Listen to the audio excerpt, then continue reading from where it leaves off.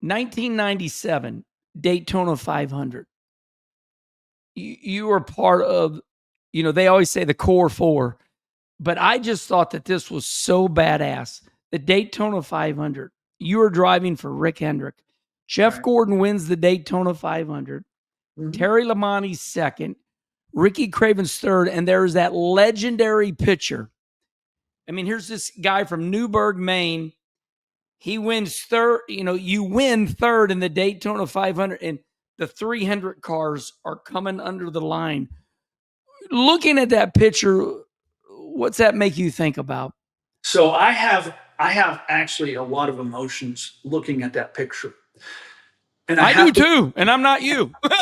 I have to preface it by saying that life goes so fast. And when I was in the game, I never paused to reflect on any of it because I was always looking to the next week, the next race. So I've done a lot of that in the last 20 years and I 1, 2, 3 in the Daytona 500. It was my debut for Hendrick Motorsports. And I remember I have vivid memories of standing in the infield afterwards and not wanting to leave because I felt like, oh my gosh, I'm on the cusp of greatness. I am going to have a phenomenal season.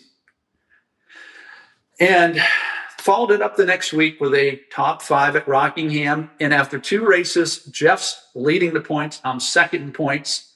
And a few weeks later, again, I got blood coming from both ears. I wake up in a helicopter with no vision. I'm all busted up. And I sign my next of kin while they're wheeling me into the trauma unit because I got no family with me.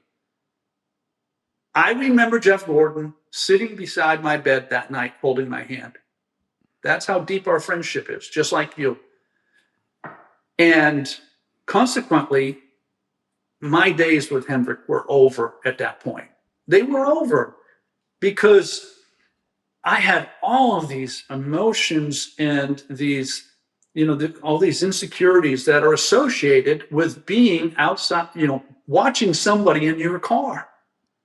Oh my gosh, it's the most horrible experience of my professional life. I want to say my life, but it wasn't. It was professional life, horrible. But it made me so much better when I got the audience at ESPN. Like I could illustrate to people. I could describe that feeling when a driver was sidelined and how painful it was. And Dale Sr., when he broke his sternum, I think it was at Talladega, or when he had to get out of the car, they allowed him to make a lap. He actually choked up. I mean, he showed a human side with a fire suit on.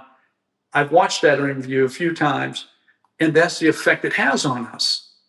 And so, on one hand, 1, 2, 3 in the Daytona 500, it demonstrates the potential. On the other hand, Rick Hendrick had been diagnosed a couple of months earlier with leukemia. I remember. And Rick Hendrick was never able to come to one of my races. I'll be darned. I'm telling you something I'd never shared with anyone other than Jeff because we have these kind of conversations. But if ever somebody needed the guidance of Rick Hendrick, it was me when I came back from those injuries. Because on several levels, on many levels, I was compromised. And my confidence was shot. My attitude was fragmented because when you have a head injury, like there's some crazy things that go on. That's one of the things that kind of connected Dale Jr. and I later in his career, is that I could understand some of the things he was going through. And so if, you don't have many regrets in life, but the ones you have, they stick with you. And I regret that. I regret that I didn't capitalize on my opportunity at Hendrick.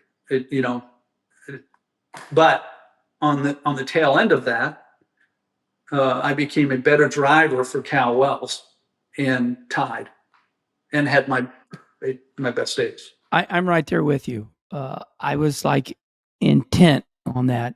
I mean, that was very emotional for me because I experienced the exact same thing.